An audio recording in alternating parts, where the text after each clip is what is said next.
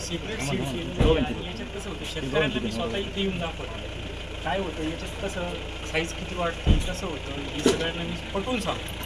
कारण काय होते फील्डवर काम करताना माझी मिसेस काम करते आणि आपण पण आता माझे मोठे बंधू सरपंच असल्यामुळे मी त्यांना पण सांगत असतो आपण दोघांनी असं हे केलं पाहिजे काहीतरी बदल केला पाहिजे याच्यात. कारण ज्या व्हरायटी कंटिन्यू येतात ना तर आपण ते थोडं बहुत बदल करून नवीन केलं पाहिजे. अतुल सर आणि हे लोखंडे सरांनी आम्हाला खूप मार्गदर्शन दिलं.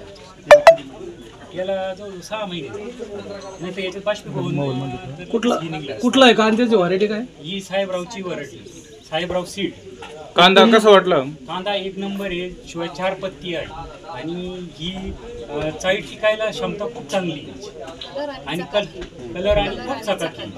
तुम्ही आता याच्यात माझे स्वतःचे बंधूचे पंचगंगाचं सीड पण आहे हे पण मी आणि एलोराचं पण आणि मी कसं केलं म्हणलं आपणच डेव्हलप करू याच्यात काय फरक होईल हे सगळं मी शेतकऱ्यांना पटवून सांगतो. हे मला 30 गुंठ्यात 12 टन निघाले साहेब. आणि कसं झालं मग हे मी शेतकऱ्यांना पटवून सांगतो पण कारण विश्वास नसतो शेतकऱ्यांचा. काय झालं ज्या ज्या कंपन्या आहेत आता नवीन त्या काय करतात क्वालिटी क्वांटिटी टिकण्यासाठी मार्केटमध्ये चांगलं करतात त्यामुळे आमच्या भागात.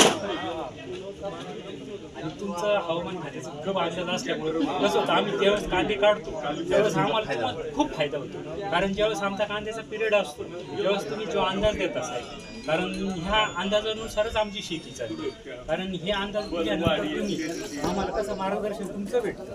आणि कसं होतं आम्ही जेव्हा कांदा काढायला येतो त्यावेळेस पावसाचं क्षेत्र तयार होतं आणि मग आम्ही काय करतो धावपळ करून लगेच लेबर जास्त वाढून ही चाळी कसं आपल्याला व्यवस्थित घरी आणून शेडमध्ये कसं करता येईल हे आम्हाला तुमचं खूप मार्गदर्शन आहे. भविष्यामध्ये तुमचं नुकसान होतं. हो चालेल साहेब.